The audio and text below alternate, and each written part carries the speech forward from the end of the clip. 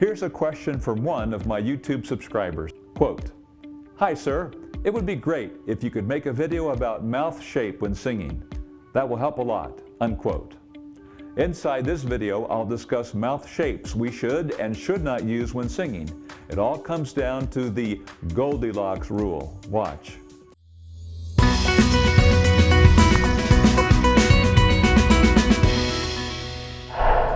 Hi, I'm Chuck Gilmore with Power to Sing. This question about mouth shape directly affects our singing in several ways.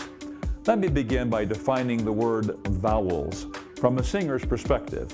From Singing for the Stars by Seth Riggs, he says a vowel is this: a specific resonance structure through which a tone is sustained, produced primarily by altering the size and shape of the mouth cavity and changing the position of the tongue, which determines how the resonance cavities will reinforce certain frequencies of the initial chord tone. The result of each alteration is a recognizable sound, ah, o, e, etc. Vowels are created and altered by the shape of the mouth cavity and changing the position of the tongue. Watch what happens to the vowel ah when I change my mouth without changing my tongue.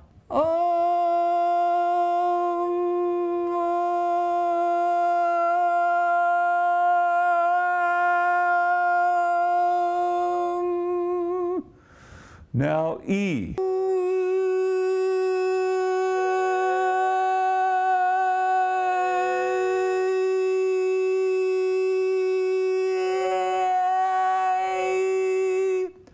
Now O.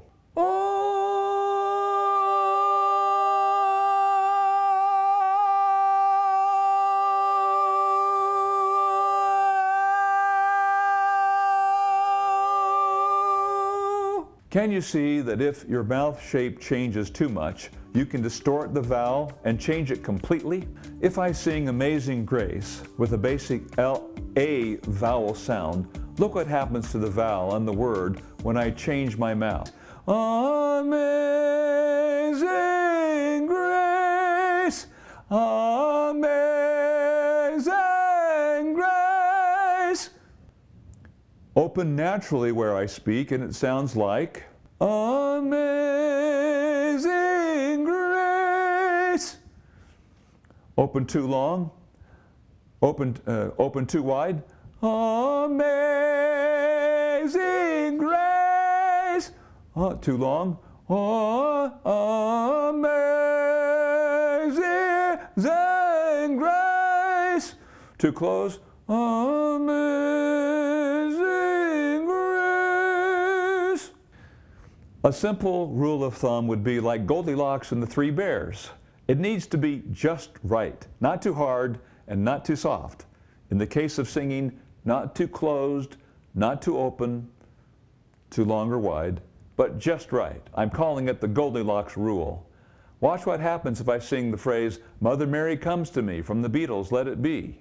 Mother Mary comes to me, Mother Mary comes, Mother Mary comes to me, Mother Mary comes to me, Mother Mary comes to me. Using the Goldilocks Rule, which might also be labeled using your speech level rule, or how you talk, or if you talk normally, you'll generally be in the just right zone.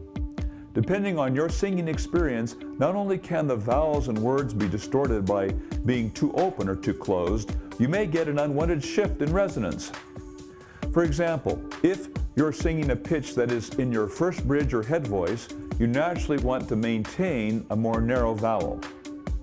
If your mouth opens too wide and spreads the vowel, the resonance will shift from your head and drop down into your mouth. This will cause the vowel to distort. It will also put the chest voice up and pull the chest voice up and drive the larynx too high. The result is a splatty sound. If I was singing the phrase, "This ain't love, it's clear to see," from Sam Smith's Stay With Me, which starts on the E above middle C and moves through the A and B above middle C, which is into my second bridge, if I open my mouth too wide, the resonance might drop from my head down into my mouth. It would cause the chest voice to pull up and the words to splat.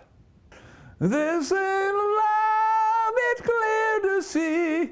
This ain't love, it's clear to see. With experience, I've learned to keep my resonance in my head so that it doesn't happen. But it's slightly easier if I keep my mouth at a more natural speech level or just right zone. This ain't a love, it's clear to see. Mouth shape definitely helps or hinders you when learning to bridge. For example, if I'm doing vocal exercises like this, no, no, no, no, no, no, no, no, no, no. Now watch what happens if I open the vowel or open my mouth.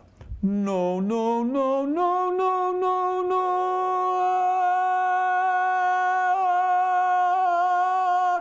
It starts to splat, drops from my head down to my mouth. No, no, no, no, no, no, no.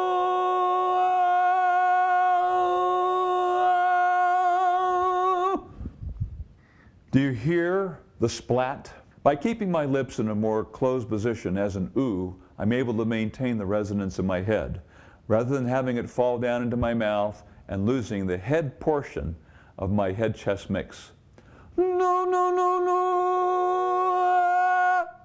You'll find this to be helpful with various vowels where narrowing your lips slightly will help you feel and control your resonance. After a while, you can maintain the same feeling while leaving your lips in just the right place, which is more normal.